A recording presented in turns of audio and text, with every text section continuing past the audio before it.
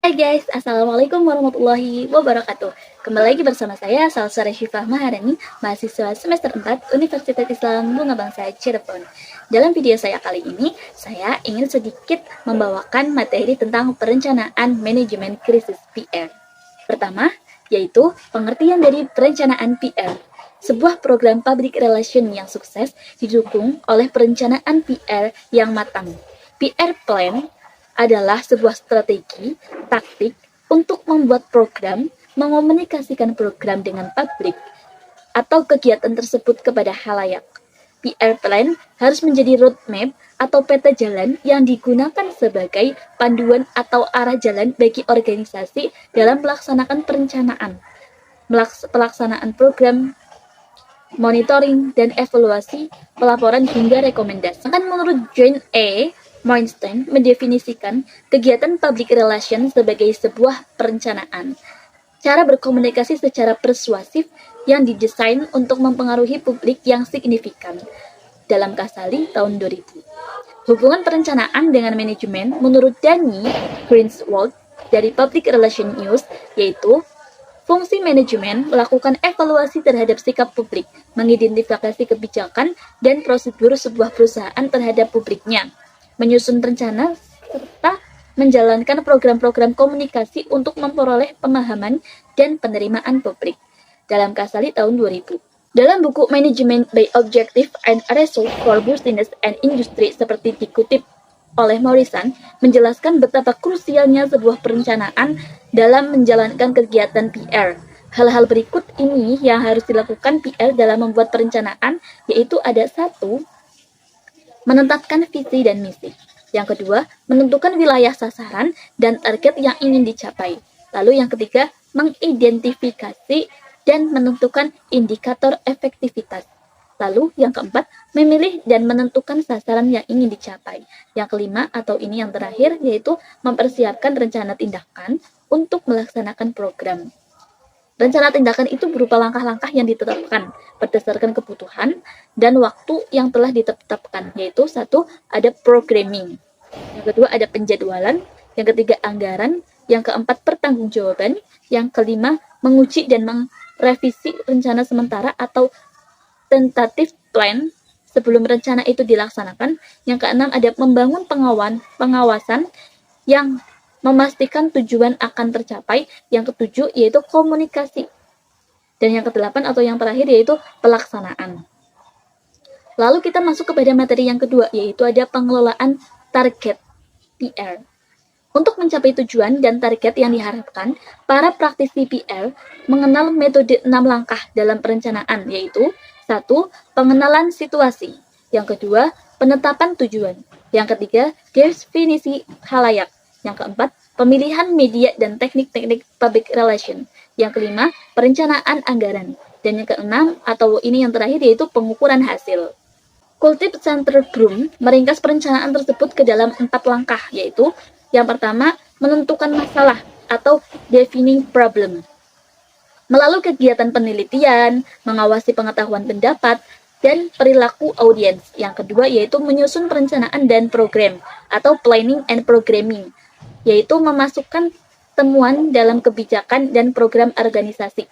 Yang ketiga ada melakukan tindakan dan berkomunikasi atau taking action and communication, yaitu melakukan komunikasi yang sudah dirancang. Yang keempat atau yang terakhir yaitu evaluasi program atau evaluating the program, mencakup penilaian atau evaluasi dari persiapan, pelaksanaan, dan hasil dari program. Materi yang selanjutnya yaitu anatomi krisis. Setiap organisasi harus dapat mencegah, mengantisipasi krisis, dan mengelola krisis saat krisis itu terjadi. Tahapan krisis disebut anatomi krisis. Stephen Fink 1986 menyatakan krisis tersusun atas 4 fase, yaitu fase yang pertama ada prodromal. Prodromal adalah fase di mana gejala atau tanda-tanda krisis mulai bermunculan. Jika organisasi dapat mengenali krisis, maka krisis dapat diaborsi sehingga krisis tidak terjadi. Fase yang kedua yaitu ada fase akut. Pada tahap ini telah terjadi kerusakan. Jika sebuah organisasi tidak dapat mengatasinya, maka krisis akan berlanjut. Organisasi Sebenarnya tahap ini sudah dimulai pada tahap prodromal, tetapi organisasi tersebut tidak dapat mendeteksi adanya gejala ini, sehingga membiarkan krisis ini benar-benar terjadi. Lalu, fase yang ketiga ada kronik. Fase ini adalah fase transisi atau clean up stage. Pada fase ini, organisasi harus dapat mengelola dan menangani krisis agar tidak berkelanjutan dan dapat mengakhiri krisis tersebut. Tahap ini sering disebut sebagai tahap recovery atau self-analysis. Ketika memasuki tahap ini, organisasi harus mempelajari penyebab krisis dan memperbaikinya agar krisis tidak dapat terjadi lagi. Yaitu tahap yang keempat atau tahap yang terakhir, yaitu ada resolusi. Pada tahap ini, mulai terlihat ada upaya penyelesaian, sehingga ketegangan akibat krisis mulai mereda. Meski demikian, pada kondisi organisasi harus tetap waspada, karena kemungkinan krisis dapat muncul kembali. Sebuah organisasi harusnya dapat memahami faktor-faktor daripada penyebab krisis. Ada beberapa faktor penyebab krisis, yaitu antara lain satu bencana, seperti kebakaran, gempa bumi, banjir, tanah longsor, dan lain sebagainya. Yang kedua yaitu kondisi darurat yang datang secara tiba-tiba, seperti sabotase produk, atau isu produk mengandung racun, dan lain sebagainya.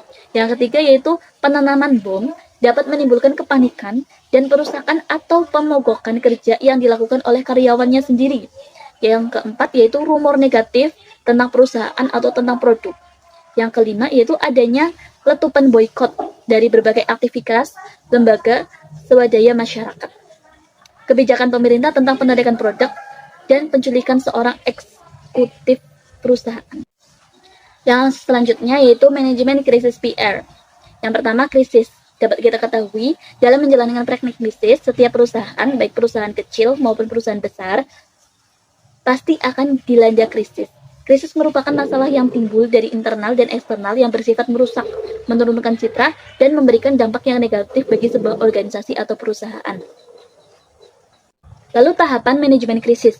Apa yang harus dilakukan oleh organisasi untuk mencegah datangnya krisis atau mengelola krisis? Beberapa pakar manajemen merekomendasikan langkah terbaik untuk mengatasi krisis adalah membuat rencana antisipasi. Hal itu dapat dimulai dengan perencanaan isu atau issue plan atau manajemen isu. Menurut Cathy Miller tahun 1999, krisis akan terjadi jika organisasi gagal memonitor isu dan tidak melakukan kegiatan environment scanning. Dampaknya, isu meluas menjadi public knowledge, bahkan memicu kemarahan publik. Tentu organisasi harus memiliki konsep manajemen krisis. Konsepnya mencakup antara lain membuat perencanaan krisis atau krisis plan. Ada dua tahap yang dapat dilakukan untuk manajemen krisis. Yang pertama yaitu dengan perencanaan krisis, dan yang kedua dengan respon cepat atau fast response. Hal-hal yang perlu diperhatikan ketika krisis terjadi yaitu ada satu, prioritaskan kepentingan dari publik. Yang kedua, memenuhi harapan publik.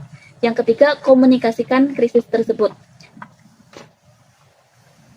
Dan yang terakhir yaitu aspek umum. Aspek ini bukan pendekatan utama dalam menangani krisis.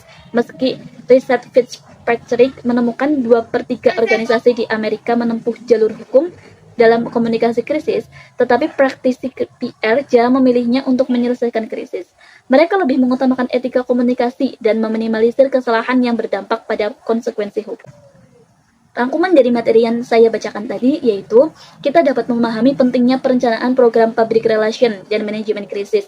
Tujuan perencanaan program adalah untuk membuat program yang terarah, tepat sasaran, dan mencapai tujuan atau target yang diharapkan. Perencanaan PR memiliki manfaat untuk mencegah atau mengantisipasi, memprediksi munculnya krisis. Ketika krisis terjadi, organisasi juga dapat mengelola krisis karena telah menyiapkan manajemen krisis. Organisasi yang memiliki manajemen krisis adalah organisasi yang siap menghadapi krisis. Manajemen krisis tidak hanya menangani bekerja pada saat krisis terjadi, tapi juga dapat mencegah dan memprediksi munculnya krisis. Di dalam manajemen krisis ada 4 tahap untuk menyelesaikan krisis, yaitu tahap baru munculnya gejala krisis, kronik, fase transisi atau clean up stage, dan resolusi, seperti yang sudah dibacakan tadi. Baik teman-teman, sepertinya demikian materi yang dapat saya sampaikan. Kurang lebihnya saya mohon maaf. Wassalamualaikum warahmatullahi wabarakatuh.